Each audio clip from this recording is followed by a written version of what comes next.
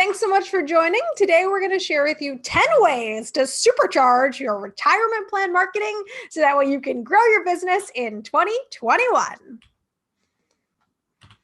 Over the next 40 minutes, we're going to cover these topics. The first one is how we are all adapting to the new normal.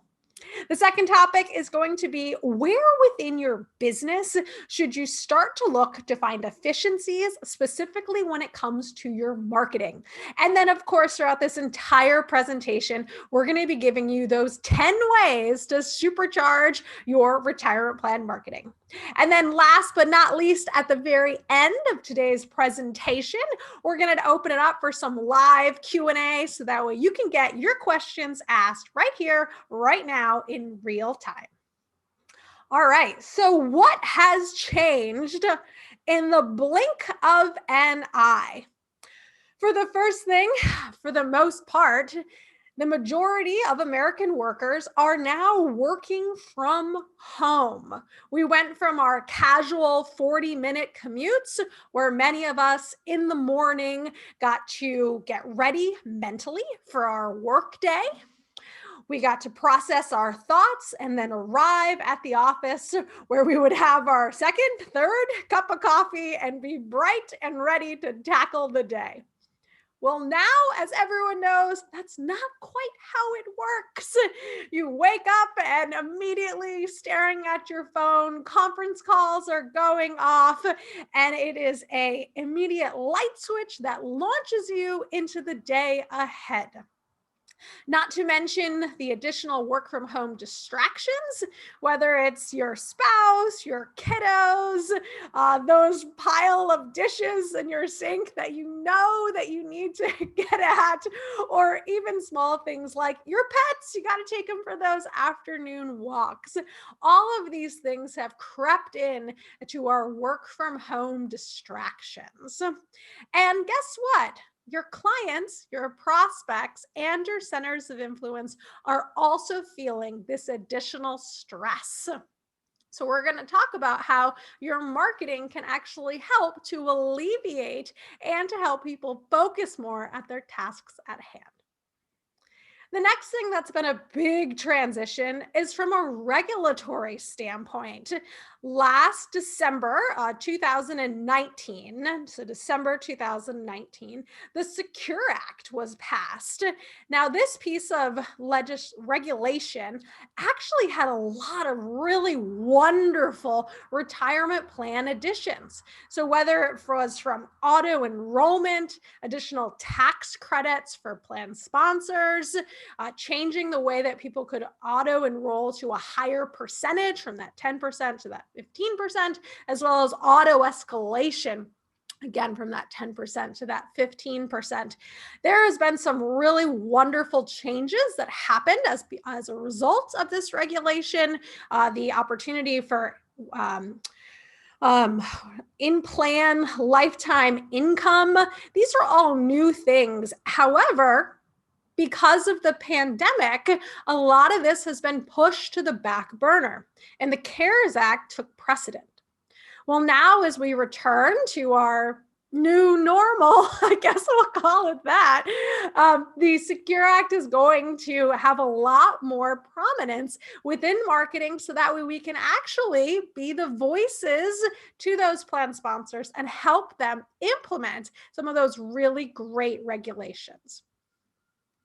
And the last thing, and I think everyone is comfortable with this now, but COVID-19 itself, the fear of leaving your house, the terminology of social distancing, people wearing masks, these have all become commonplace that we have come to adapt to.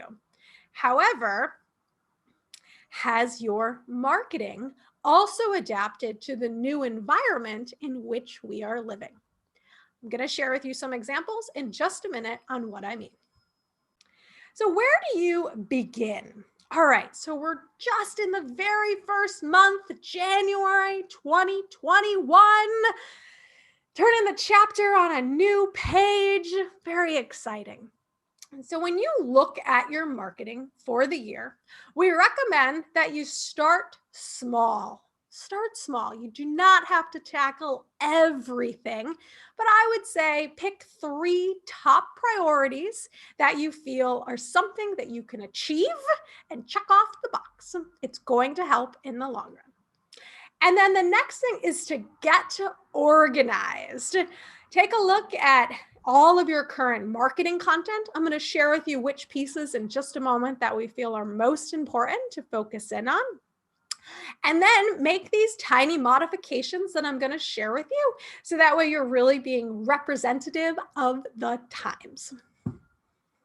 The very first thing that we are recommending that everyone do today. So the very first on the top 10 ways to enhance your retirement plan marketing is to review your contact list. Now, this might sound, okay, we can do this. And that should be the right response. We want you to do this. It's such a simple thing to do.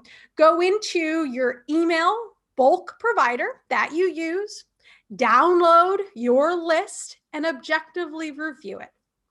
Do you have any typos? Sounds small, makes a big impression. Think of the last time you got an email and your name was spelled wrong. Right? It's like, oh, come on, guys. Such a small thing makes a big impact. The second, look at your bounce rate, unsubscribe rate, and of course, take a look at the actual contacts that are actively engaging with your material.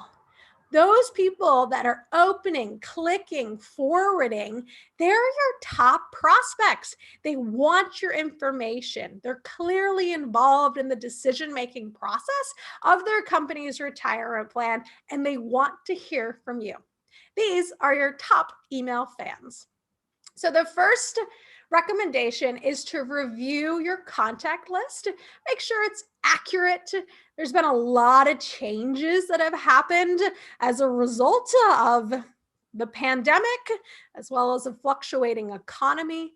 Make sure that you're delivering your emails to the appropriate audiences, that you have a high open rate, deliverability rate, and click rate. So QC your current contact list. That's the first one. Next, take a look at your marketing materials. So earlier I had mentioned COVID-19 and how we are now familiar with the terms social distancing. When you look at your content, I want you to take a look at how you're representing people. Do you have any people that are in groups?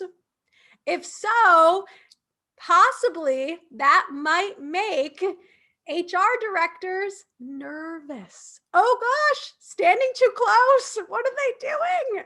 If you look on the picture that you have on the screen, you have 2 people in the back who are at a meeting table. One is standing and a gentleman is sitting.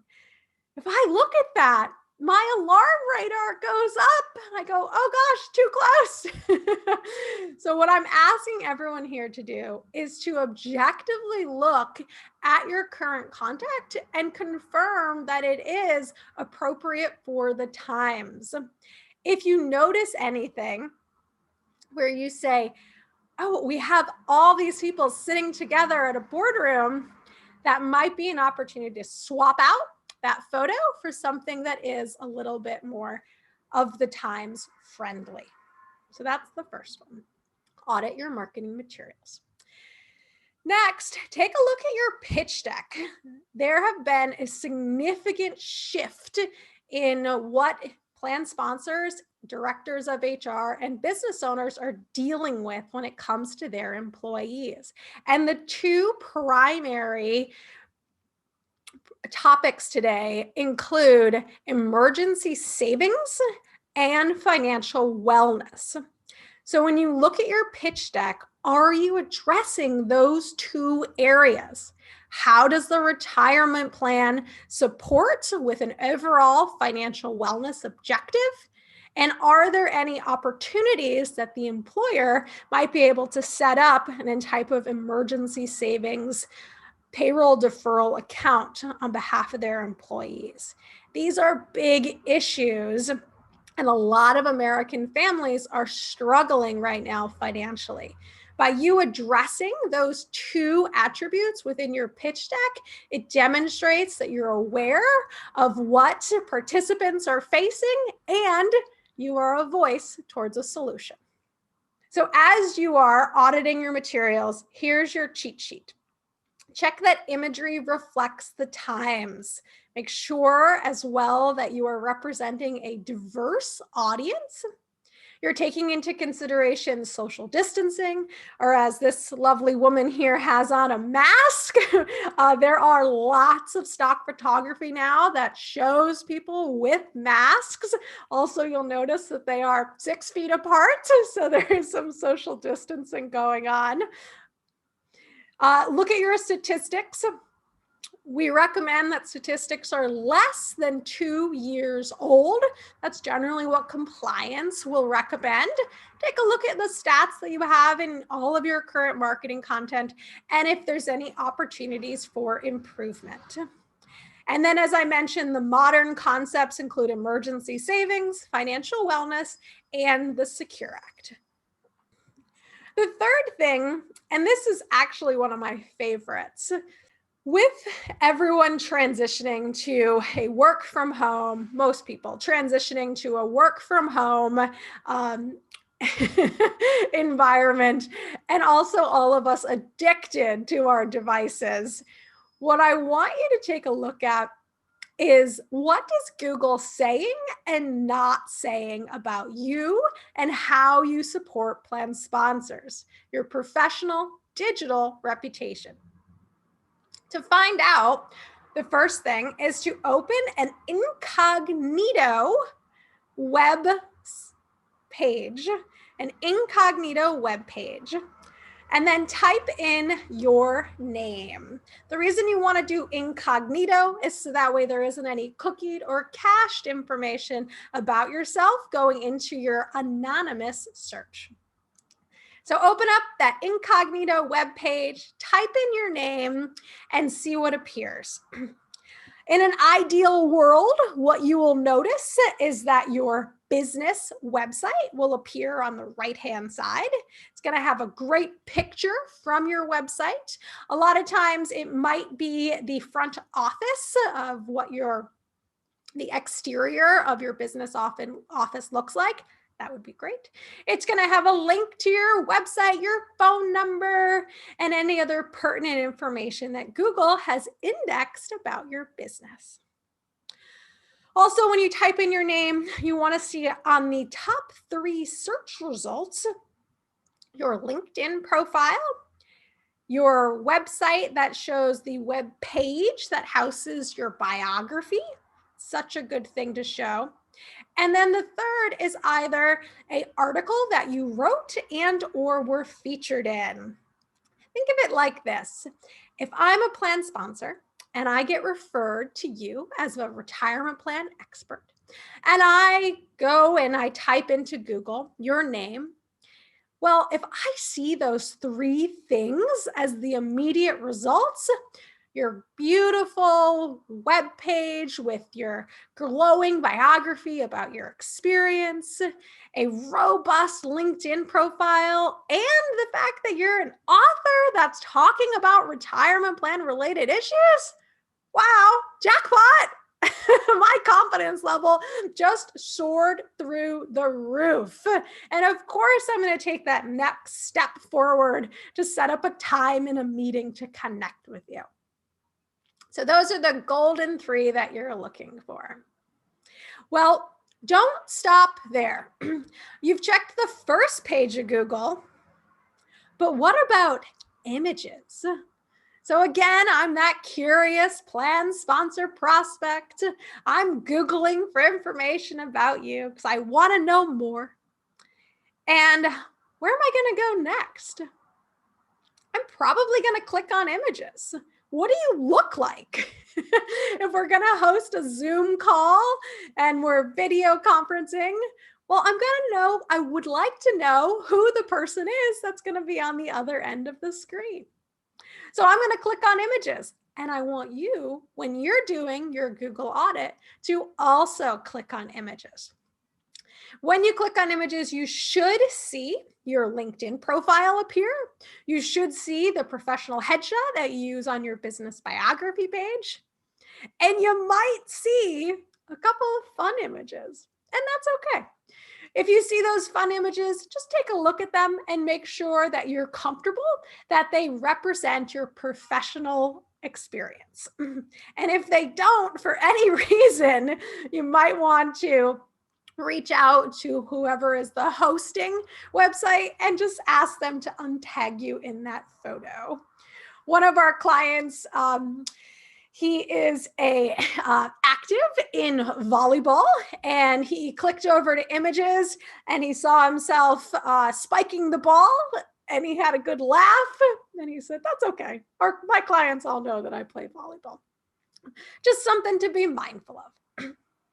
And then the last thing to look at as you're going through your Google audit is videos. The majority of the time, we do not find advisors that have videos posted, but just in case, click over to videos, see if if there is anything that's been posted about you. A lot of times, if you do find a video, it's a recorded webinar that someone posted. And again, that's okay as long, again, as it's on brand with who you are and your professional reputation as a retirement plan advisor. So those are the three: Google yourself, audit, go down the Google rabbit hole, check the first page of Google, check images, and then check video. Next, let's talk about social media.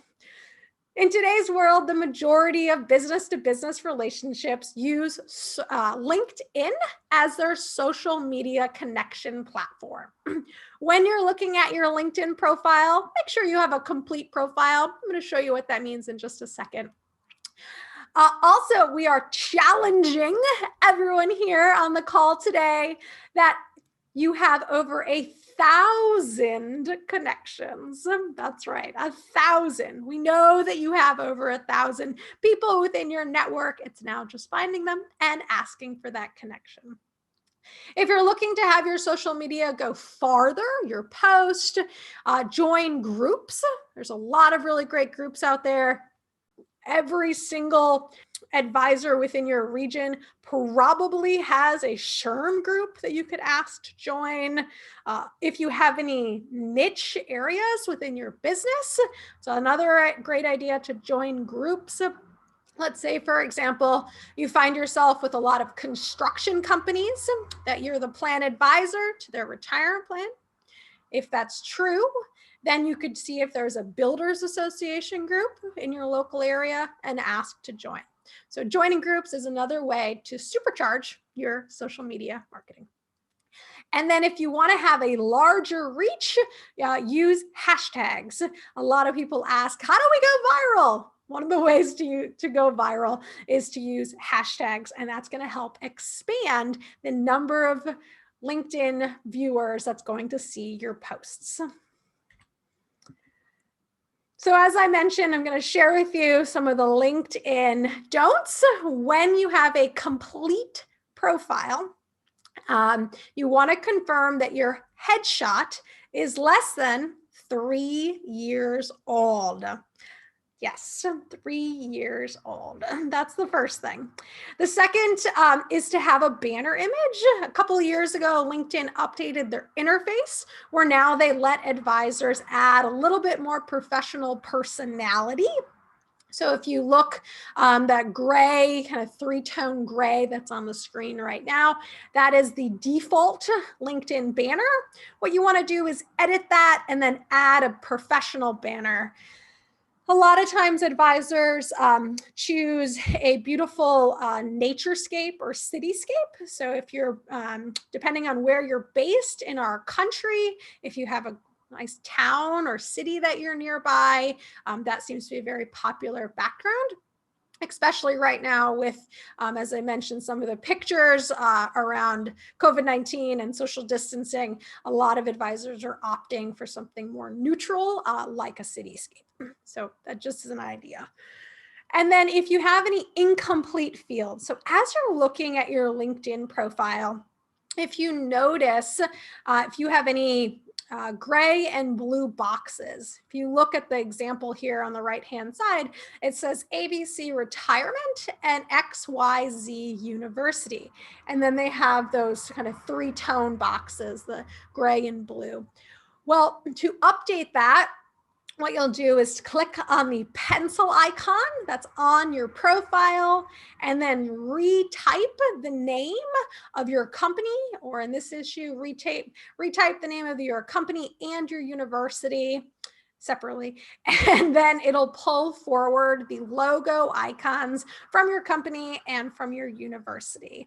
So this is what looks like an incomplete profile, and what we want is you to have a complete profile. The reason why is that when your profile is complete, people will spend 3 times longer on your profile page. So think of it again. I'm a curious plan sponsor prospect. I get a glowing recommendation to connect with you. And I go down the internet and I'm Googling for information. I come to your LinkedIn profile and I see that your profile is complete. Great headshot, great banner image, lots of information, lots of connections. And I'm reading through your biography, so how you help plan sponsors. I'm looking at your alma mater. I'm taking a look at if we have any shared connections. I'm reading about your past experiences. And again, all the while I'm thinking to myself, yes, this is the exact advisor that we are looking for. And as that curious prospect, I'm here and I'm going to look at your profile 3 times longer if it is complete. So we want everyone to strive for a complete profile. Next is taking a look at your website. When you look at your website, try and do it with an objective eye. If you need help on the line today, you have July Retirement Plan Services, and I'm sure that they would be very, very happy, their entire wholesaling team, to sit down with you and look at your website from a third-party perspective. Especially since everyone is addicted to their devices today, we want your website to be beautiful, to have a first impression that wows that prospect and brings a smile to their face. So if you look here, this is an example of a website. It's just a creation that we did for today. But if you look at it, you'll see it says employers, employees, it's clean, it goes from corner to corner. It's what's called a responsive website, which means it works on all devices. So it's whether it's your desktop, your tablets, or your phones, it's going to be responsive for each one of them. And when you're looking at your site, these are some of the things to keep in mind. The first one is a long load time. What that means is I go to your website and then I wait and I wait and then eventually the site loads. We want your website to instantaneously load. There are some websites out there, quick Google search will reveal that you can see how long it takes your website for load time.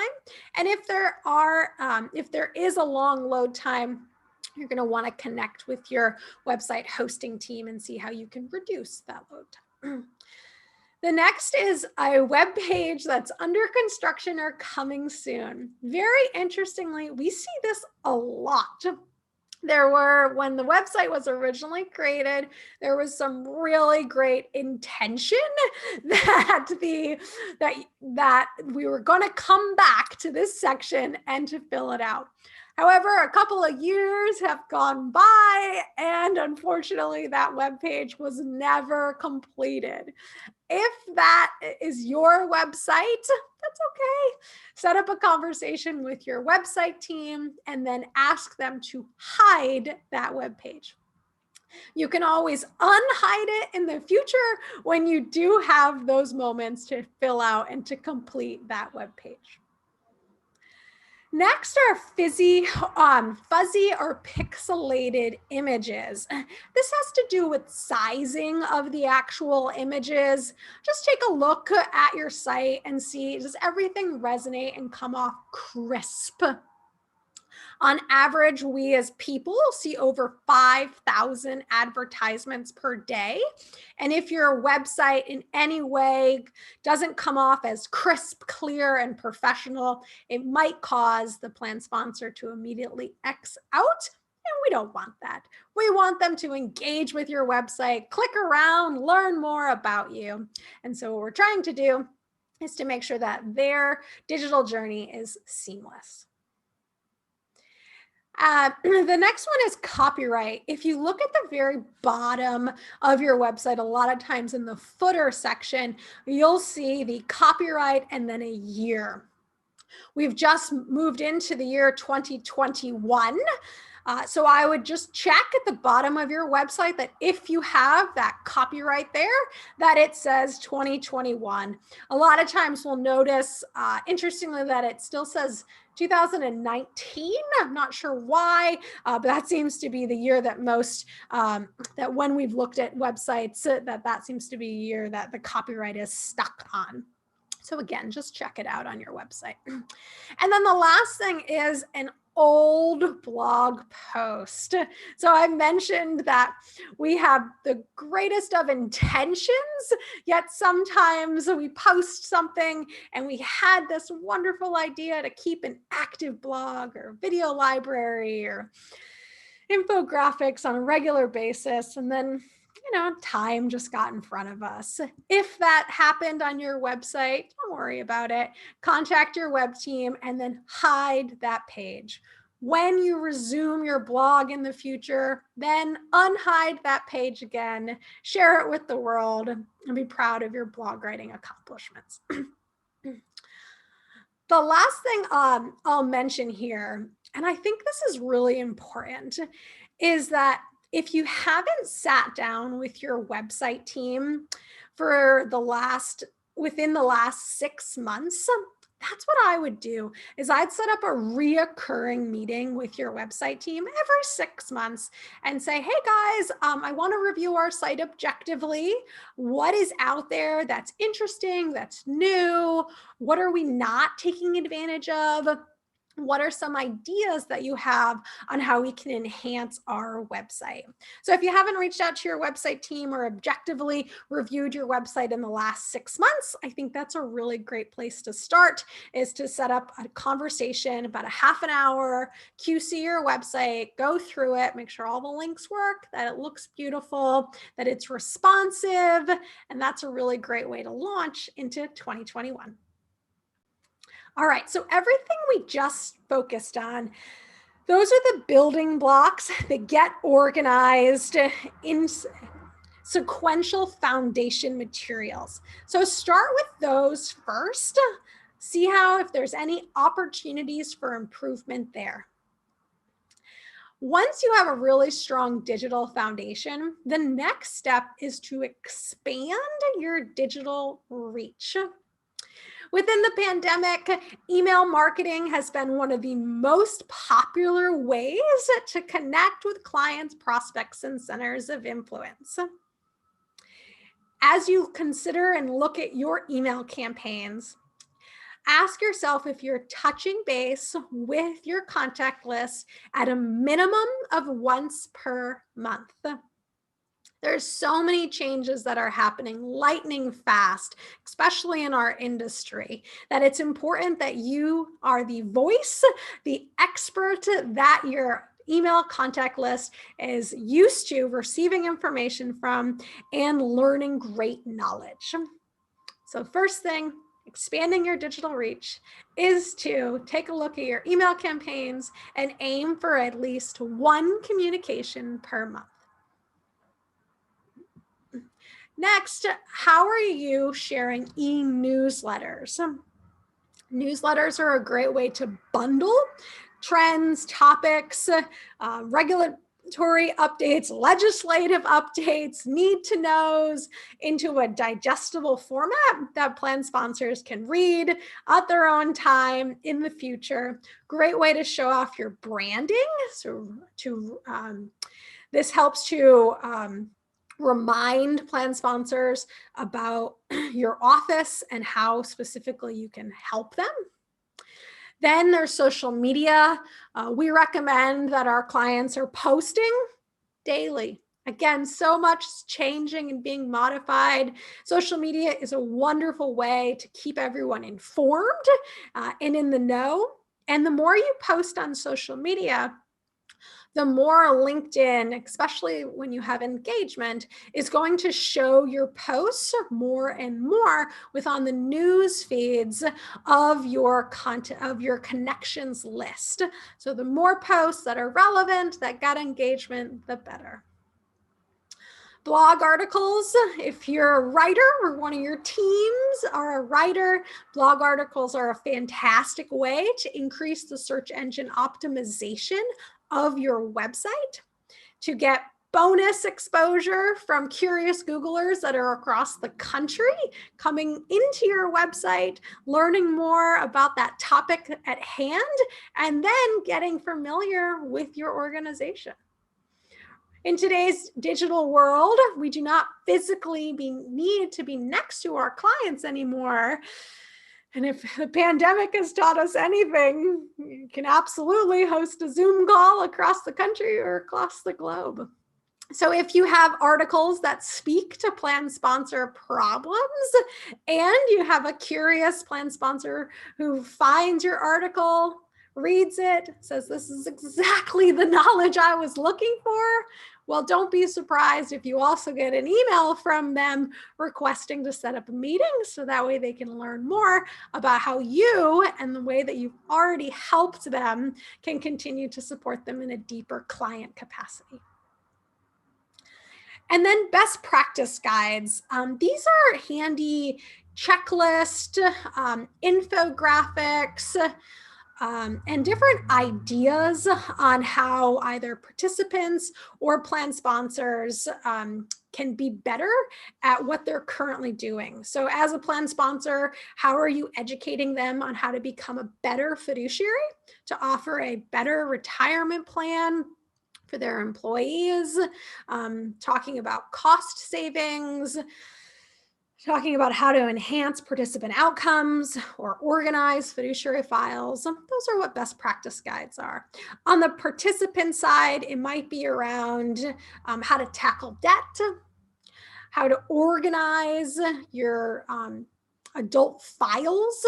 So if you're, if as a participant or as a person, if you're thinking about your will or your trust, your healthcare proxy, what are some of the documents that adults need, so that way if anything does happen, that they and their families are safe and prepared.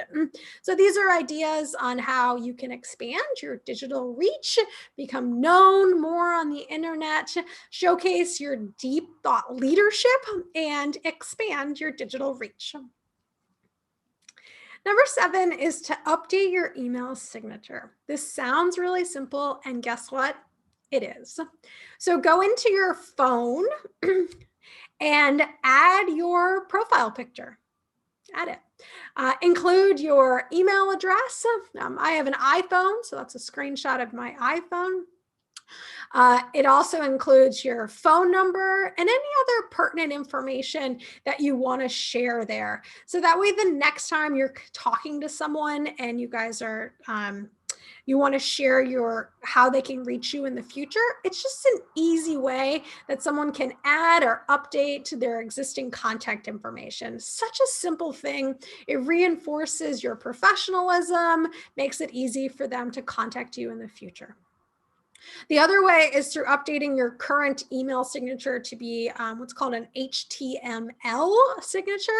This is going to help with light delivery, so that way your emails will appear and then your great picture will showcase, as well as all of your contact information. Makes it easier in the future when people are looking for you in their inbox or in their phones, where most of us are conducting business nowadays, so that way they can click on the appropriate you and then easily contact you.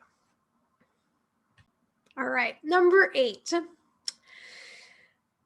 Work your network. While social distancing and quarantining have technically separated us from the majority of our clients, prospects, and centers of influence, it doesn't mean that we need to be alone.